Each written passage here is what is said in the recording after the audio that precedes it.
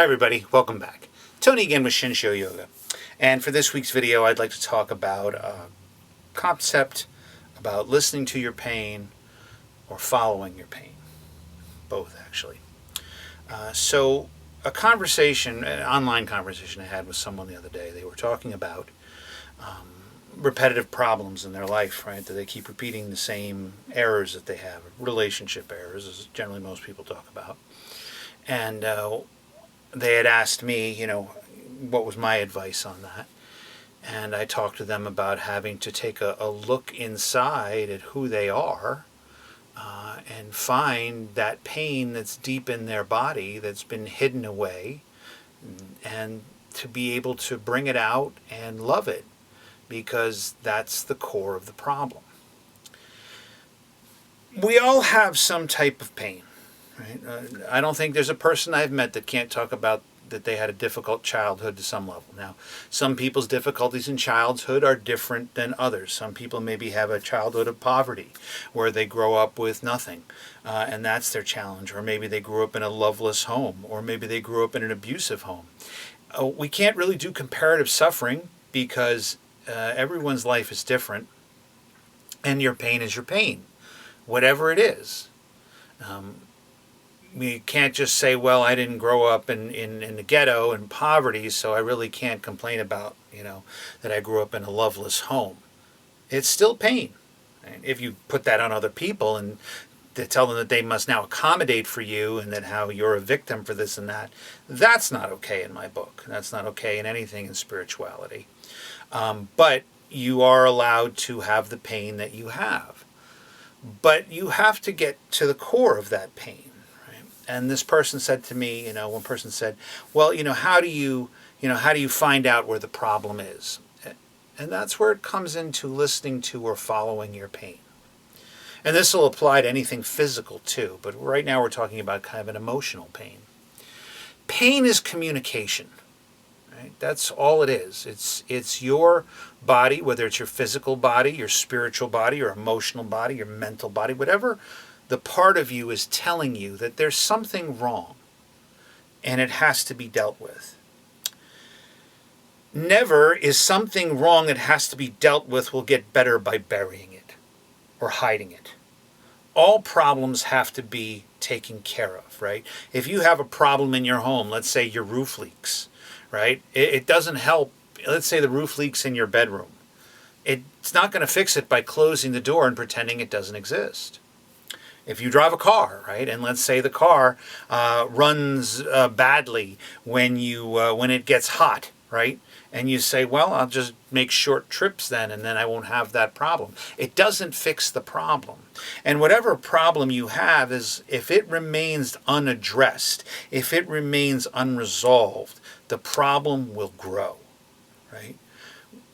Whatever pain that you have will always come to the surface. I read a statement one time that somebody said, whatever wounds you have, you can try to cover it up with cigarettes, with sex, with alcohol, with drugs, with activity, right? Anything to distract you from that. But it will always bleed through, right? And you will constantly be trying to resuppress it. So you have to go to the core of that pain and pull it out and deal with it. So whatever pain that you have in your life, you have to, in order to overcome it, you need to follow it, right? Follow where that pain leads you. Now, let's say it's in a physical aspect, right? A lot of times people I know, especially as they get older, don't understand where their ailments come from. Well, what are your daily tasks, right? If we're talking about this in a physical format, right? What are the seats that you sit on, right? How much exercise do you get? Do you favor a left side or a right side? When you pick things up regularly and or you're doing it with your back, is your bed worn out, right? Follow your pain, meaning that where that pain comes from, follow to when it gets worse. I have problems with my right hip, right? I have always had problems in this side. And physically, I had to follow the pain in that. Whenever I would get out of my car, especially on a long trip, man, this leg would be 100% worse. And I had to come down to following. I'm like, okay, well, let's follow the pain. Where's the pain the worst? Where does the pain happen the most often? And I said, well, it always happens when I get out of the car after a long trip, 10, 15, 20 minutes. I'm not talking like a 5-minute trip to the 7-Eleven or something. I'm talking, I'm taking 20 minutes, half hour, and I get out and it'd be pain. Well, the seat on my car was worn out. On the right side, the cushion was pretty much gone. You couldn't see it, but if you pressed on it, you could feel it. And I was sitting right on the metal.